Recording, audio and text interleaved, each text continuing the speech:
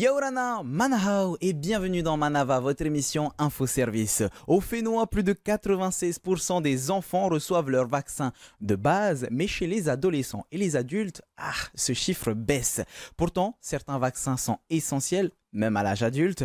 Avec l'arrivée de Juin Vert, le mois de sensibilisation autour du papillomavirus, c'est le bon moment pour faire le point. Avec d'un côté de notre plateau, Toté Lamenguyen et Laurence Rocha-Stettler, respectivement donc responsables et médecins au Centre de consultation des maladies infectieuses et tropicales, le CEMIT. Et de l'autre, nous avons Laurent Stien, responsable pôle dépistage de l'ICPF. Yorana tout le monde. Yorana. Alors on va commencer avec Totelam pour savoir finalement un vaccin. Théoriquement, tout le monde sait ce que c'est, mais dans la pratique, on ne saurait pas l'expliquer. Est-ce qu'on peut avoir l'avis d'un spécialiste? Version longue ou courte? Parce que version on a 26 courte, minutes, du coup on va faire courte. Version courte, c'est qu'on essaie de stimuler l'organisme pour qu'il puisse se défendre contre certains pathogènes spécifiques. Et donc, on a recours à ce qu'on appelle la vaccination. C'est des substances qu'on injecte, soit au début des germes vivants, et puis maintenant, la plupart du temps, c'est des germes inactivés ou des fragments de protéines qui permet au corps de développer une réponse spécifique pour neutraliser ces germes lorsqu'il les rencontre dans la nature. En fait, si je grossis légèrement le trait, on rend exprès les gens malades avec une petite maladie pour que quand la grosse maladie arrive... En fait, ils ne sont pas malades. On stimule leur défense pour apprendre à leur défense immunitaire de se prémunir contre les germes plus tard quand ils seront en contact avec ces germes-là. En fait, c'est un concept très ancien. Ça a remonté, Laurent, tu me dis si je me trompe, au 19e siècle avec Jenner, qui s'est aperçu chez les personnes qui traillaient les vaches. À l'époque, ça se développe, comment ça s'appelle la variole. Voilà. Et celles qui ont déjà eu, elles ne développent plus de maladies. Donc, du coup, c'est comme ça, empiriquement, qu'il s'est aperçu et c'est comme ça qu'on a commencé à développer le concept de vaccination. Aujourd'hui, ça devient de plus en plus important de se vacciner, que ce soit pour soi, mais aussi pour la santé des autres, le HPV étant l'exemple parfait. Toi, t'es Laurent. Oui, parce que quand on se vaccine, on se protège soi-même et on évite ensuite de transmettre les maladies aux autres personnes. Donc on l'a avec le HPV, où au départ on pensait que ce vaccin ne protégeait que contre le cancer de l'utérus. Et on s'est aperçu que ça protégeait aussi les hommes contre les cancers des amygdales et des parties ORL. Donc ce vaccin, on se protège soi-même et on protège les autres en évitant de les contaminer. Et aujourd'hui, avec les réseaux sociaux, avec tout ce qui peut arriver, ça devient un petit peu compliqué avec toutes les diverses théories farfelues, Laurence, de pouvoir avoir un retour positif de la population sur les vaccins. Oui, après je pense qu'il faut choisir ses sources. Il y a des sources officielles qui sont scientifiques, qui sont clairement identifiables sur Internet. C'est vrai qu'effectivement, les réseaux sociaux, c'est souvent l'avis d'une personne qui n'est pas forcément fondée sur des arguments scientifiques. Donc je pense que oui, si on veut s'informer sur les vaccinations, il faut s'informer sur des sites officiels reconnus comme tels. Soit des sites spécialisés ou soit avec des spécialistes, comme on va le faire justement aujourd'hui. On va commencer par la base. On va commencer par les tout petits. Dès la naissance, Totelam, c'est quoi les vaccins que les bébés doivent recevoir? Normalement, le schéma vaccinal obligatoire pour les enfants sur le territoire concerne la diphtérie, tétanos, poliomyélite, hépatite B, je crois, pneumocoque, hémophilus, coqueluche, je crois. Il y a 7 ou 8. Est-ce que il me manque un alors, il y a la vaccination contre la tuberculose et l'hépatite B à la naissance. Ensuite, il y a des vaccins contre, comme l'a dit le docteur Lamenguyen, des vaccins contre diphtérie, tétanos, coqueluche, polio et hémophilus influenzae, plus hépatite B à l'âge de 2, 4 et 10 mois. Oui. Ensuite, il y a une dose de rappel à l'âge de 4 ans contre la plupart de ces maladies et encore une dose de rappel à l'âge de 11 ans. Parallèlement à ça, il y a une vaccination contre le pneumocoque aux mêmes âges, c'est-à-dire 2, 4 et 10 mois. Alors, je vous avoue Et que puis- j'ai pas pu retenir la moitié des noms, mais il y pourquoi a est-ce que il y c'est a le important, rougeole, Totelam? Voilà. Orion, rubéole, enfin, À disons 12 que, et 18 mois. voilà. Donc, en fait, on a un tas de vaccins. Tous les vaccins ne sont pas équivalents. Par exemple, la plupart qu'on a cités sont très efficaces, sauf le BCG. Le BCG, c'est une vaccination un peu particulière. Je ne vais pas m'étendre là-dessus, mais on le fait parce que la Polynésie est encore considérée comme endémique pour la tuberculose. Mais en France, ça ne se fait plus à la naissance, le BCG. Donc, en fait, ça dépend du contexte. Tu vois. Par exemple, le vaccin contre la fièvre typhoïde ne fait pas partie du schéma vaccinal pour les enfants nés ici en Polynésie française. Alors qu'on le recommande pour les voyageurs quand ils vont rentrer dans les pays endémiques pour la fièvre typhoïde. Donc voilà, il y a tout un tas de subtilités entre les différents vaccins. Alors, on s'en rend bien compte. Toi, Laurent, pourquoi est-ce que c'est important tous ces vaccins dès le plus jeune âge?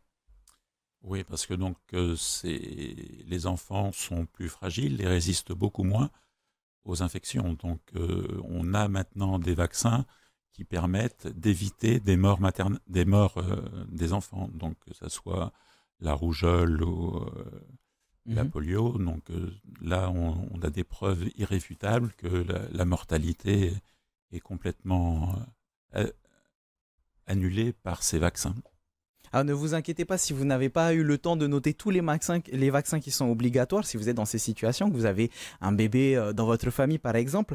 On vous le répétera, mais il y a les sites de licpf.pf/vaccination-hpv, donc pour le HPV, et celui du service-public.pf/DSP pour la direction de la santé publique. /vaccination, il y a un tableau dessus sur lequel vous pouvez trouver tous les rappels, et donc tous ces rappels se font petit à petit. Et Toté, Laurence, pourquoi est-ce que c'est important de respecter ce calendrier vaccinal, de respecter que à partir de tant de mois il faut tel vaccin ou tel vaccin? Alors, c'est important de le respecter parce qu'on sait que dans les premières semaines de vie, le système immunitaire de l'enfant n'est pas encore capable de générer une réponse sur le vaccin. Ensuite, c'est important de le respecter parce que les études qui ont prouvé l'efficacité de la vaccination ont été faites à des âges donnés. Et c'est toujours problématique de décaler, même si on peut le faire, mais c'est vrai qu'on aime bien s'asseoir sur des données scientifiques robustes. Et donc, les études de la vaccination chez l'enfant ont été faites à des âges où le système immunitaire est suffisamment développé pour générer une réponse vaccinale. Est-ce que c'est pas trop grave si la personne, le parent, n'est pas hyper ponctuel et il se dit « Oh mince, je vais y aller genre la semaine dernière ou le mois dernier, j'y vais un peu plus tard ». Est-ce que c'est quand même possible? Alors, oui, c'est une très bonne question. En vaccinologie, toute dose compte. Donc, si on a manqué la dose au calendrier prévu, c'est pas un problème, on peut très bien la faire et on différera en fonction la suite du calendrier vaccinal. Ce qu'on n'aime pas, c'est raccourcir. C'est-à-dire quand le vaccin est administré trop précocement, à ce moment-là, on ne peut pas le compter dans le schéma vaccinal et on doit réadministrer une dose. Totelam, tu nous faisais l'historique, la genèse du vaccin avec la variole, en nous expliquant comment est-ce que le vaccin est né. Je suppose que les protocoles, au fur et à mesure, ont changé. Et même il y a 10-20 ans, c'était pas exactement de la même manière que c'était fait. Par les exemple, vaccins. je prends l'exemple de l'hépatite B. L'hépatite B n'a été obligatoire à la naissance que depuis récemment, en fait. Et à ce sujet, à l'époque, je travaillais à l'Institut Ballardé. C'est notre équipe qui avait notamment fait des évaluations de efficacité vaccinale chez les enfants. Et c'est avec notamment nos données que ça a été présenté ensuite au Conseil, à l'autorité de santé en France, et ça a été adapté. Donc, je suis très content d'avoir fait partie de cette aventure-là. Mais pour vous dire simplement que, oui, par exemple, la fièvre jaune, avant, on vaccinait tous les 10 ans. Mais maintenant, on a suffisamment de données pour voir que, eh bien, avec une seule dose, ça protège à vie, en général. Donc, du coup, oui, au fur et à mesure qu'on gagne en connaissance pour certains types de vaccinations, on peut mieux les optimiser, oui. Et même parfois, il y a des vaccins, à l'époque, il y a quelques années, ça prenait justement quelques mois avant de sortir un vaccin. Aujourd'hui, ça sort assez rapidement, tout simplement parce qu'on comprend mieux certaines maladies, on les étudie mieux. Oui, ça oui, par exemple, je prends l'exemple du vaccin contre les condylomes, les HPV. Avant, on avait des vaccins bivalents, c'est-à-dire que ça protège contre 2 souches, parce qu'il faut savoir que les HPV, il y a une centaine de variants, d'accord ? Tous ne sont pas oncogènes, c'est-à-dire tous ne donnent pas le cancer, mais certains types donnent plus de cancer que d'autres. Et avant, on avait des vaccins contre 2 types simplement, le plus fréquent. Maintenant, on est à 9 sérotypes différents. Donc, voilà. Par exemple, pour le vaccin contre le pneumocoque, avant, on était efficace contre 13 souches. Maintenant, on est à 20 souches, etc. Donc, il y a des vaccins qui sont nouveaux. Par exemple, pour la fièvre typhoïde, il y a un vaccin oral maintenant. Et d'autres, on a amélioré leur efficacité en ajoutant d'autres variants qui sont potentiellement pathogènes. Tu as donné un bon exemple, hein. On va revenir sur le cancer HPV. Comment est-ce qu'on les HPV, pardon, comment est-ce qu'on parle de ces maladies aux familles et aux enfants, aux jeunes finalement, Tate Laurent? Oui, donc justement, ce vaccin contre le HPV existe depuis longtemps puisqu'il a été lancé en 2006. Et son inconvénient, c'est que les doses coûtent très cher. Hein, puisque, donc, comme l'a dit le docteur Lam, les vaccins ont évolué, on touche de plus en plus de sérotypes et on est de plus en plus efficace.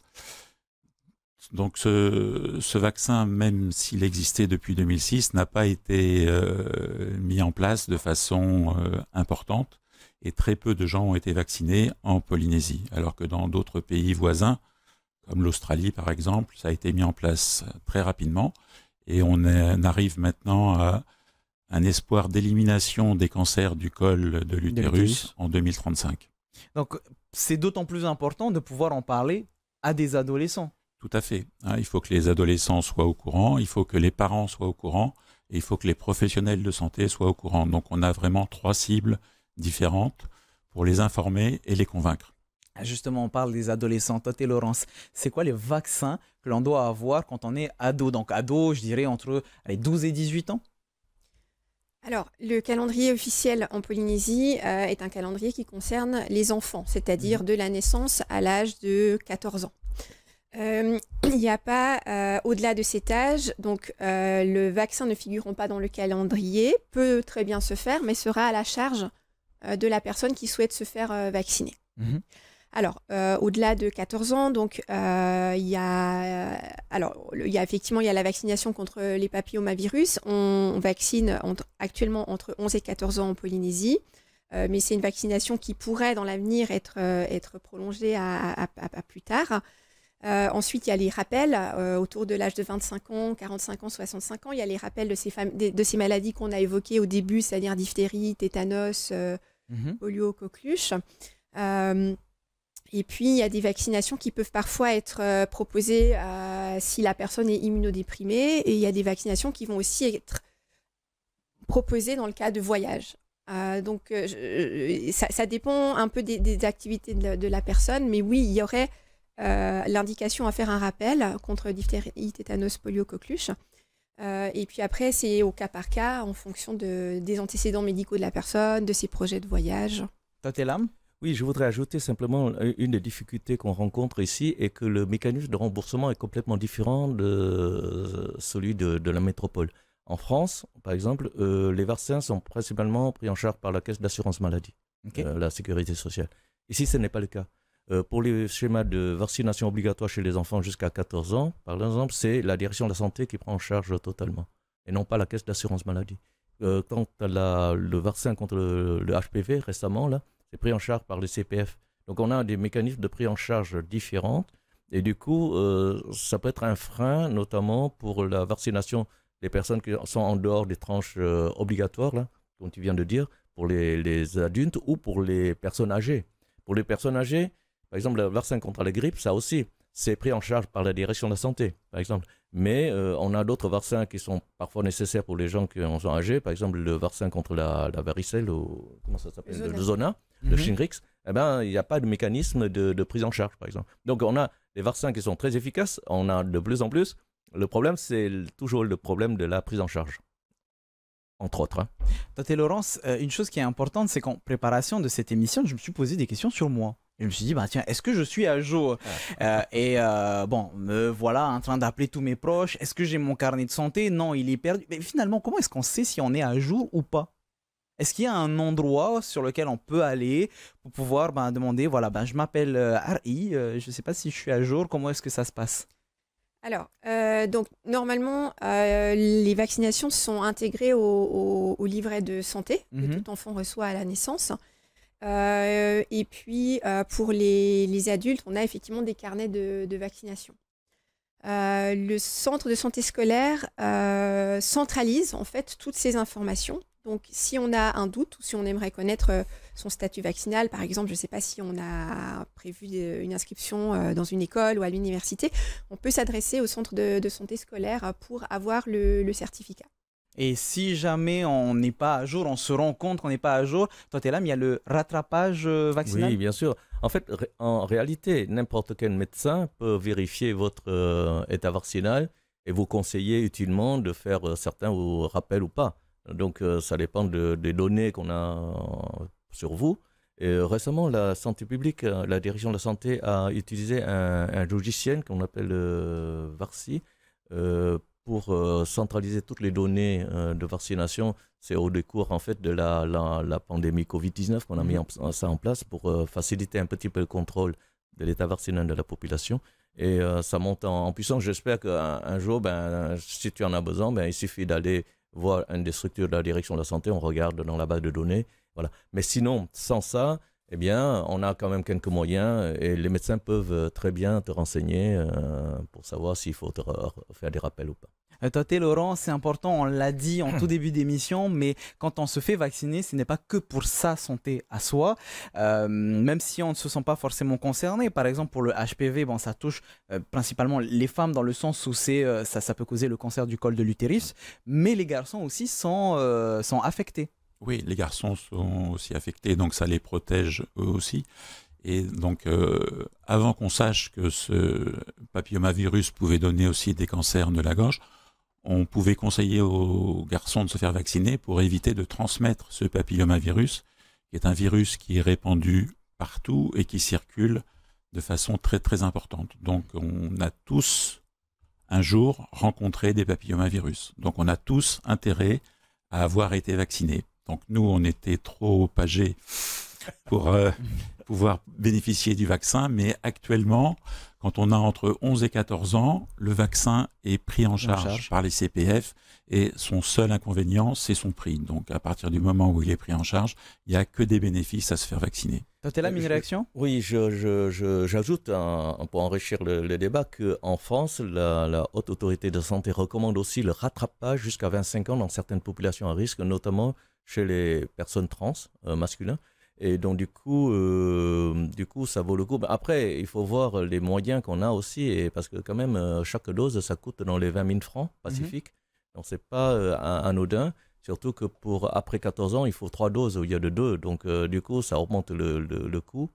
Mais là, je discutais avec la directrice de l'ICPF, Ternini, qui a accepté de nous prendre en charge un certain nombre de vaccins pour qu'on puisse faire le rappel dans cette population très particulière. Et je les remercie, parce que c'est très important, parce que ce sont des personnes qui sont encore plus exposées à ce germe que la population générale. Elles sont plus exposées et elles ont moins de moyens de défense. Et voilà, c'est ça. Donc elles ont absolument besoin, elles, des 3 doses pour avoir une immunité suffisante. Donc en ce moment, on est en train de mettre ça en place aussi avec notre service, grâce à l'ICPF. Et donc, voilà, je tiens à remercier Ternini pour ça. C'est vraiment très bien. Et la Haute Autorité de Santé, là, depuis le mois d'avril, a proposé une nouvelle recommandation d'étendre jusqu'à 26 ans à l'ensemble de la population, qu'elle soit à risque ou pas, les garçons et les filles. Est-ce qu'il y a justement, comme vient de le dire Totelam, on a parlé du coût des doses, est-ce qu'il y a des freins comme celui-là? Par exemple, ça peut être le coût, ça peut être, on a parlé de ponctualité tout à l'heure, un manque de connaissances aussi sur certains vaccins? Oui, donc là, c'est surtout le manque de connaissances, puisque les gens ne savent pas ce que c'est qu'un papillomavirus et ne sont pas au courant qu'il y a un vaccin qui existe depuis longtemps. Le coût, c'est sûr que c'est un problème pour élargir la cible. C'est sûr que si on veut vacciner tous les enfants entre 11 et jusqu'à 26 ans, garçons et filles, ça va être un budget considérable. Totelam. Oui, un des obstacles personnellement que j'ai rencontré, il y a un événement butoir, c'était la Covid-19. C'est-à-dire c'était à ce moment-là qu'on a eu beaucoup de problèmes quand le vaccin était sorti, avec tous les pour, les contre, enfin bon.